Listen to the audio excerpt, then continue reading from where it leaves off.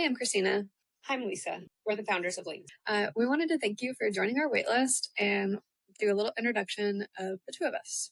We want to start with why we started Lnkt. And it's because Kristina and I have been payroll consultants for a long time, and we would go in and implement these great payroll systems. And then when we got to the checklist, we were back in Excel and Word and OneNote and, paper sometimes no checklist at all. And we decided we feel like payroll teams deserve better, right? We want payroll teams to be more organized. We want payroll people to be able to go on vacation. We want visibility into the process. So that's why we started Lnkt. We wanted to show you our core concept, which is the payroll checklist or templates. So the templates are essentially your core payroll processing checklists that you follow every single time. So your payroll playbook, which is hard to say, or your master checklist, the one that you always copy from Excel. We're storing those here under templates, but it's not just your regular payroll checklist. It also could be your year end, your year begin, any ad hoc checklists such as a new state registration, payroll acquisition, monthly processing, etc. Our template right here is showing our payroll processing checklist, so our typical payroll cycle. We have categories that go across the top here, which are different tabs, essentially housing different tasks under those tabs.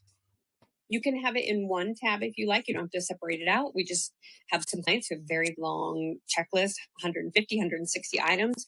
And it's for them, it's more organized to keep them in the different categories.